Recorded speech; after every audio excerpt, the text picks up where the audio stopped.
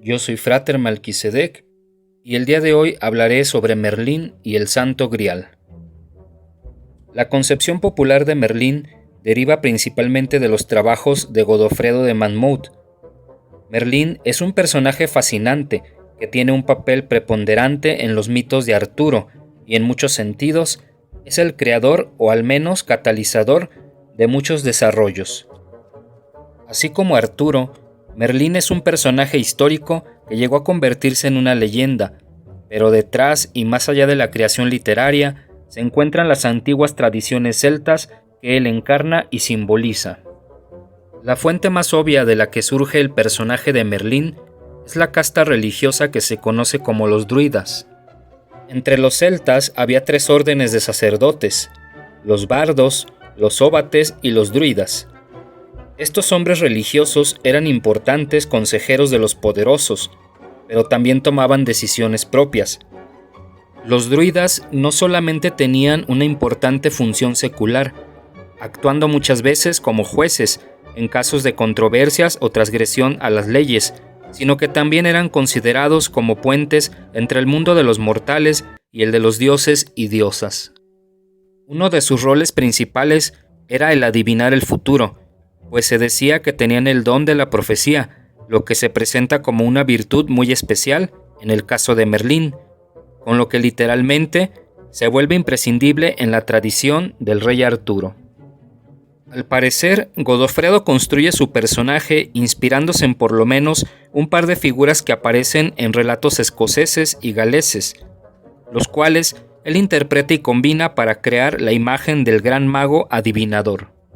En la literatura medieval escocesa existen varias historias que aluden a una persona de alta nobleza llamado Lailoken, quien fue consejero del rey Gwendolew.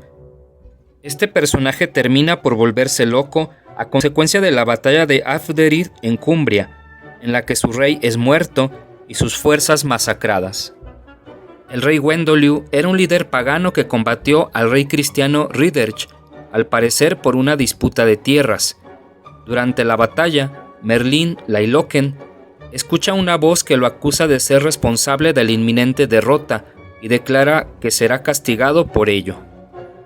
Entonces, él se refugia en lo profundo del bosque para vivir una vida simple como ermitaño, con solo animales y pájaros por compañía. Durante los 50 años de vivir en este místico aislamiento, él gana el don de la profecía y se vuelve capaz de adivinar el futuro. Los galeses lo llaman Myrdin Wild, Merlín el ermitaño, colocando su existencia en el siglo VI después de Cristo. Se dice que su nombre se relaciona con el pueblo de Camarthen en el sur de Gales. En los relatos se alude a sus actividades chamánicas durante su vida en los bosques, cuando se comunicaba con los animales y los espíritus de la floresta. Otra fuente del personaje de Merlín lo encontramos en una leyenda celta que data del siglo V y es documentada por Nennius. Se trata de un extraño muchacho nacido sin padre humano, de quien dice Godofredo de Monmouth que fue concebido por medios sobrenaturales. Él había nacido con el don de la visión mística o profecía, por lo que era capaz de predecir el futuro. Este muchacho llamado Ambrosius juega un papel importante en la institución de su momento, al tener visiones del futuro de Britania. El rey Vortigern intentó construir una torre o fortaleza en Dinaemris, en Snowdonia, que la había convertido en su refugio después de la traición de los sajones, pero la torre se colapsó, y Ambrosio descubrió que los cimientos de ella habían sido construidos sobre un terreno cavernoso, y que en las grutas habitaban dos dragones hostiles. Era a causa de la lucha de aquellos dragones que todo intento para construir en ese sitio resultaba infructuoso. Los dragones tenían una peculiaridad: uno era blanco y el otro rojo, lo que significaba la contradicción entre los anglos y los galeses, o bien entre los britanos y los sajones. En su historia de los reyes de Britania, Godofredo dice que Merlín no solo predijo la llegada de Arturo, sino que también se las arregló para producir las circunstancias de su concepción. Él crea un sortilegio para que la reina Igranie o Igerna confunda al rey Uther Pendragon con su propio esposo Gorlois. Uther la visita en el castillo de Tintagel y bajo la influencia de Merlín yace con ella, y la reina queda preñada de Arturo. Godofredo también dice que Merlín fue responsable de llevar las grandes piedras de Stonehenge hacia Inglaterra, transportándolas por medios mágicos desde Irlanda. Por descabellado que esto parezca, guarda cierto paralelismo con la realidad, pues estudios arqueológicos recientes revelan que los grandes monolitos fueron cortados en el distante sur de Gales, antes de ser transportados a Wiltshire.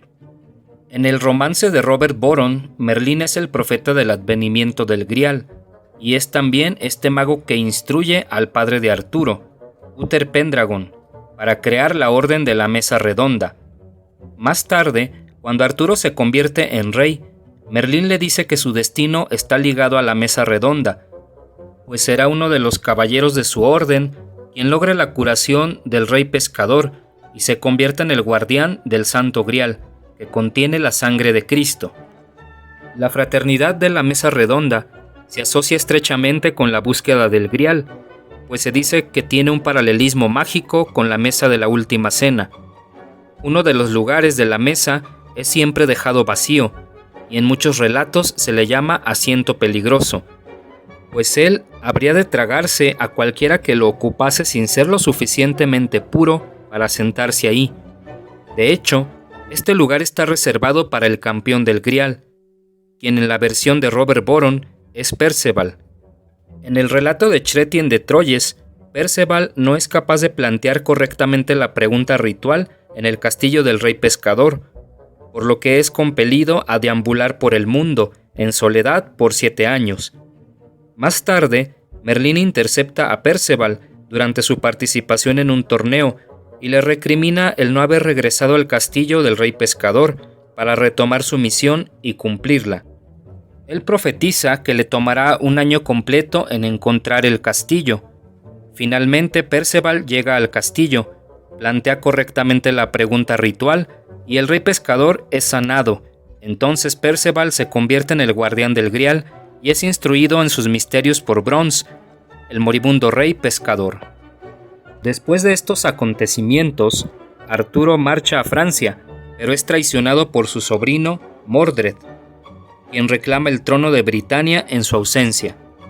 Regresando para combatir a su traidor sobrino, Arturo finalmente lo vence y lo mata, pero en la lucha él mismo resulta mortalmente herido y es llevado a la isla de Avalon. Se cuenta que entonces Merlín se traslada al castillo del Grial, donde ahora vive Perceval, en condición de rey. Ahí relata la historia de Arturo a los caballeros guardianes del Grial. Después, Merlín se retira a su propia casa fuera de los muros del castillo del Grial, que él llama Esplumoir. Un esplumoir es una caja en la que se guardan plumas de los pájaros, cuando estos se encuentran cambiando de plumaje.